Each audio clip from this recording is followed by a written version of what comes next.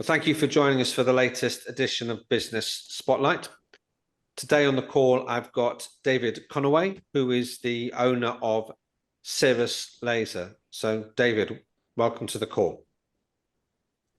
How about we start with you telling us a little bit about what Cirrus Laser does? We're a subcontract laser job shop. So we use lasers for cutting and welding.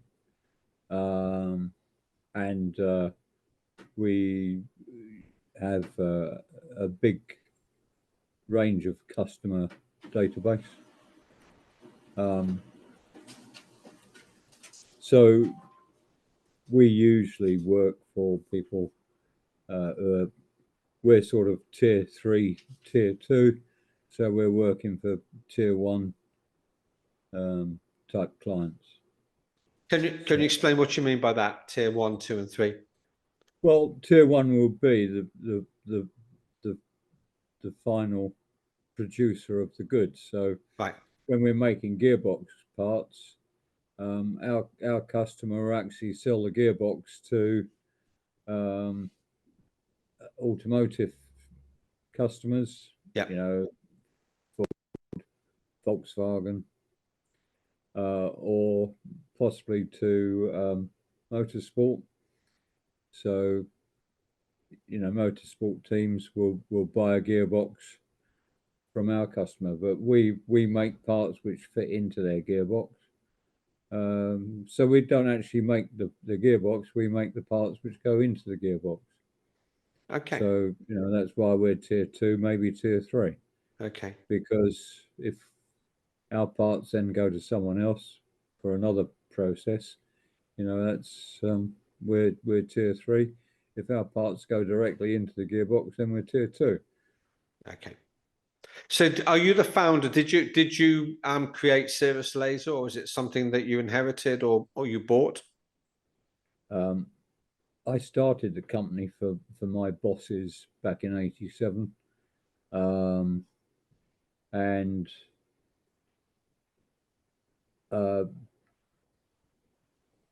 we had two companies. One was called Nimbus Diamond Tool, and the other one was called Nimbus Laser Services. We laser welded their products for them. Traditionally, diamond products for cutting concrete, asphalt, have a brazed joint, and if you braze the joint, when it gets hot, it fails, and so you have to use water to cool the joint. And for a jobbing builder or a Saturday morning DIYer, loads of water everywhere is not good.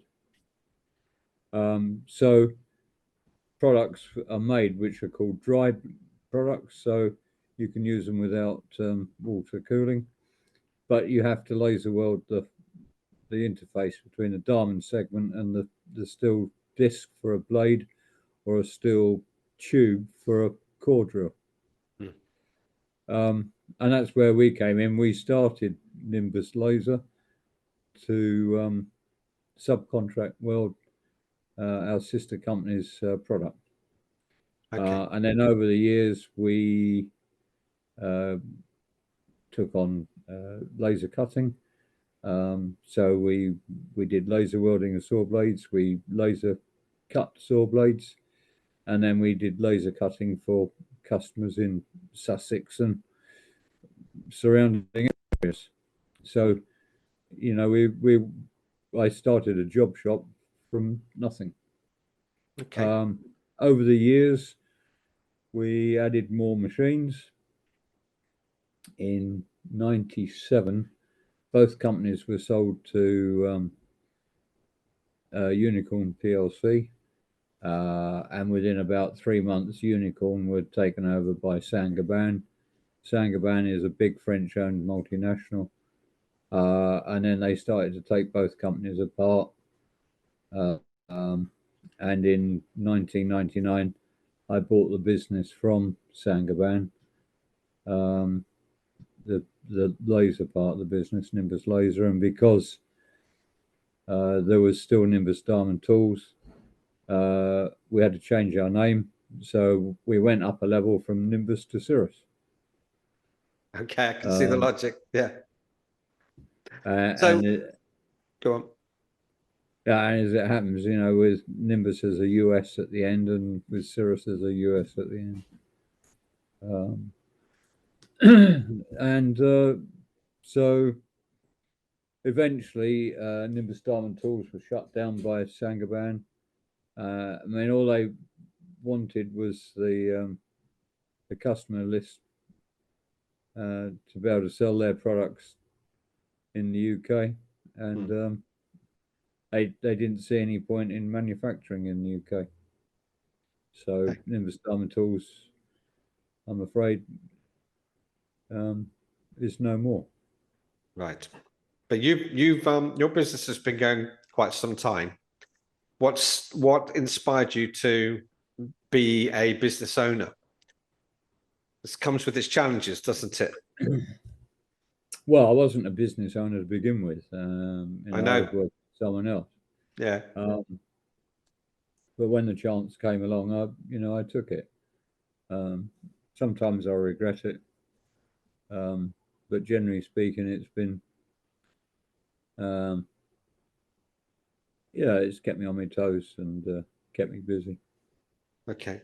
What do you enjoy most about running a business? Is it working with the team? Is it finding the clients, serving them? What bit of it gets you out of bed in All of the that, morning? really, all of that, and at the end of the month, you've made a profit, but Yeah. it's more and more difficult nowadays.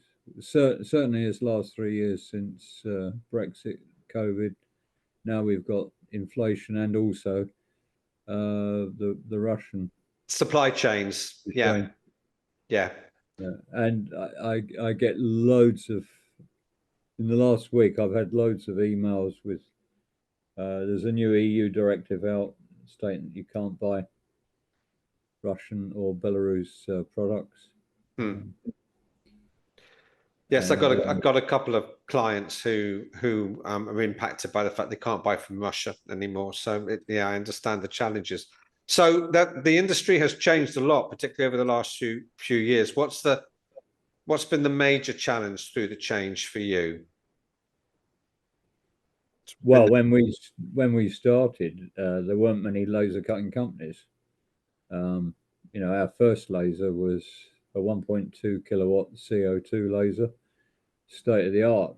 Yeah. But I mean, everybody nowadays has probably at least a 6 kilowatt laser. It's solid state. It's cheaper, easier, quicker, faster, better than the old CO2 lasers. Yeah. It's one issue I've got really is that we used to run a CO2 laser, so a component would take say a minute to cut. So you got a minute at your hourly rate to cut each component. But nowadays, I mean, you can cut that component in sort of 12 seconds. Yeah. So you're doing a fifth of the turnover simply because you're only doing a fifth of the actual turnover you could have done. Yeah. Because it doesn't take so long to cut it. No. Okay. So I suppose the challenge really is finding new customers, isn't it? Particularly when you're up against other competition. What sort of methods have you used to keep your sort of flow of leads going over this time? Well, we've been using telemarketing for 20 years or Right. about Okay. 20 years. Prior to that, we did have, and the telemarketing is someone who's not a direct employee, but is a consultant. Yeah. And then before that, we used a couple of people to actually go out on the road for us. Right. But I find that going out on the road is not so easy. Doing cold calling is, a bit of a no-no. Yeah. And I don't like people turning up at the doorstep to try and sell me something. I'll put them off. Yeah. So, you know, the direct route going around a town and finding places where you think you might be able to sell something, It's changed. those sort of days are gone. It's Okay. changed. So So, you've shared a little bit about how finding the customers has changed over the years. What about the actual nature of the work itself? Has that changed over the time? The sort of projects that you carry out? no, not really. Same sort of work. Um, the the only thing is with we were cutting quite a lot of wood and plastics with our CO2 lasers. With solid state, you can't cut non-metals. You can only cut metals. Yeah. Which doesn't really upset me because it used to make a hell of a stink when we were cutting wood and plastics with a laser. Yeah. You know, even though we had extraction, our neighbours used to complain because we couldn't actually clean what we put outside. So, you know, they'd smell the wood and plastic outside, and we'd be as fine inside. You know, no smell at all, and only a little bit of smoke. Yeah. But so any non-metals we cut with our water jet, and water jet Yeah. obviously you don't make any smoke, you don't make any smell. But we used to cut a lot of MDF, but you can't cut MDF with water jet; it just goes soggy. David, for the nerds amongst us, what sort of pressure do you use for your water jet cutting? We usually use something like 4,500 bar. It's about 50 to 60,000 psi. And it must take a But lot of it's not the energy to get. water jet. It's not Yeah. the water jet that does the cutting. It's the garnet we put with the water jet. Right, of course. Yeah. The water's just the means to transport it to Yeah, the surface that it, you're cutting. effectively it's a 1 mil diameter tool, and we move that tool around a bed using the CNC. Right. Okay. Now our water jet has a dynamic head, so it compensates for taper. So it'll move up to about, I think, about 8 degrees. So it when you look at the scrap's got a taper on it, but the component has got square-sided profile, and any holes Yeah. square and parallel. Yeah. Okay. Well, look, David, if you could go back and give yourself some advice, go back a few years and give yourself some advice about what you might do differently, what would you say? Cool. Um,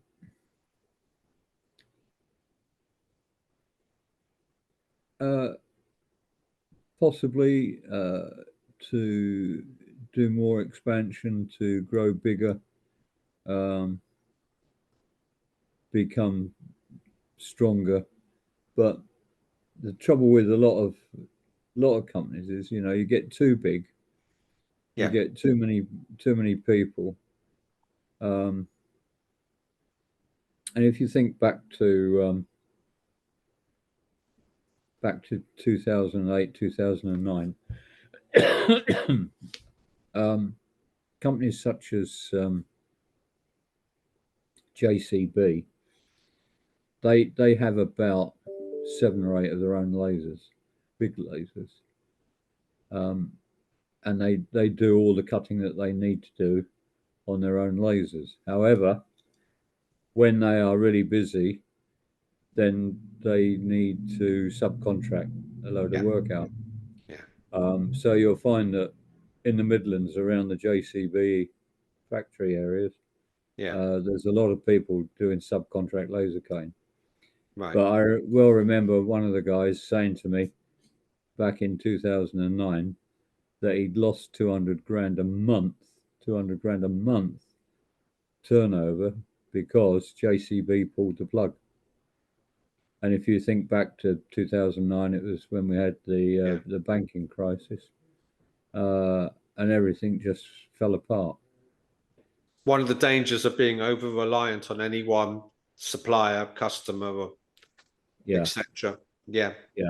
And but yeah, JCB are well known for that sort of thing. You know, the other thing with JCB is you make a part for them for £1 this year, and then next year they'll say to you, "Oh, we're only paying 90p," and you might say to them, "Well, you know, we've got increased costs," and they'll say, "Well, you know how to do the job now, so that's why you're going to pay it. We're going to pay you less." so And it sounds as though you're pleased that you've not become over reliant on any one particular customer, you know, who then can start pulling the strings for you. You've obviously managed to keep a fairly broad base of customers. yeah, there are lots of companies that have Yeah. gone bust simply because they've done 80% of their work with that particular customer. Hmm. It only needs the buyer to change or that customer to fail themselves, and you've got a big problem. Yeah. So it sounds like your advice to yourself would have been grow faster, but not too fast. So Yeah, I guess taking a few more risks.